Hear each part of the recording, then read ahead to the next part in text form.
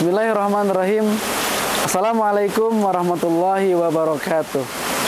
Barefillah dimanapun berada, mudah-mudahan setiap hari, setiap jam, setiap menit, dan setiap detik kebaikan, keberkahan, dan rasa bahagia selalu menyapa halus hati-hati kita. Barefillah, pada kesempatan yang sangat berbahagia ini, saya ingin bercerita tentang seseorang yang Allah berikan hati yang lega, hati yang legowo, hati yang lapang. Siapakah yang akan kita ceritakan? Dia adalah sahabat Nabi. Beliau adalah salah satu orang yang Nabi cintai dan mencintai Nabi. Beliau adalah Salman Al-Farisi. Salman, seorang sahabat Nabi, yang beliau adalah orang Persia, hijrah mencari cahaya kebenaran, mencari cahaya Rabbani. Bertemulah dengan sahabat Nabi dan akhirnya bertemu dengan Nabi Muhammad SAW. Kemudian beliau tinggal di Madinah. Kebayang, orang Persia kemudian hijrah mencari jalan kebenaran, pada akhirnya beliau tinggal di Madinah. Salman yang masih menyendiri di Madinah tanpa keluarga, kemudian Salman ada satu yang menggelitik dalam hatinya, ada satu akhwat yang tertambat dalam hatinya, dan beliau berniat untuk menjadikan akhwat tersebut sebagai istrinya, belahan jiwa, belahan hati untuk bersama-sama meraih ridho ilahi. Kemudian di sisi lain Salman pun bingung. Pertama, bukan hal yang mudah seorang yang kebangsaan Persia ingin mengenal akhwat yang tidak lain ada di Madinah, otomatis memerlukan strategi yang khusus, strategi yang tepat, dan tentunya harus mengajak ngobrol kepada orang yang tepat. Kemudian Salman berinisiatif mengajak sahabatnya, yang dimana Salman dipersaudarakan oleh Rasulullah SAW dengan Abu Darda, dimana Abu Darda adalah saudara yang dipersaudarakan oleh Nabi Muhammad.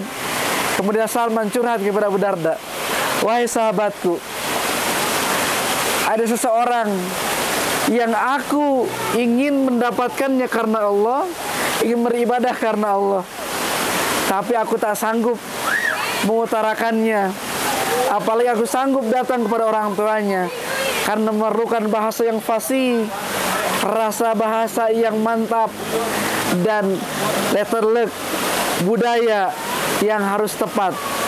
Akhirnya Abu Darda membukakan kedua tangannya seraya memeluk saudara yang disaudarakan oleh Rasulullah, yaitu Salman Al-Farisi. Berpelukanlah mereka, saling mencintai karena Allah Subhanahu wa Ta'ala. Dua orang yang hebat ini berjalan berbarengan, beriringan ke rumah di mana ada tambatan hati Salman.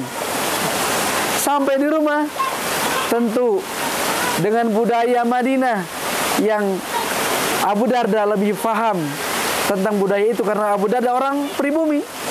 Datanglah mereka silaturahmi seraya mengatakan, "Wahai ayah, wahai abi."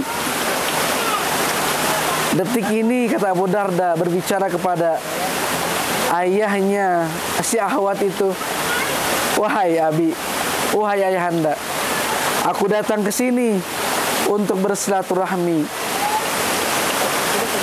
menjalin hubungan silaturahmi yang lebih erat lagi dan diikatkan dalam sebuah ikatan suci. Aku datang bersama saudaraku, yaitu Salman Al-Farisi." Singkat cerita, Salman ini adalah begini. Beragam kebaikannya Abu Darda sampaikan kepada ayahanda daripada akhwat tersebut. Ayahnya menjawab, wahai sahabat Nabi, sebuah kehormatan rumahku dikunjungi oleh engkau, wahai sahabat Nabi. Ini sebuah keagungan, kehormatan yang luar biasa. Tapi aku tidak mampu menjawabnya, kecuali nanti putriku yang akan menjawabnya. Kemudian ada jenak waktu yang dilewatkan di sana.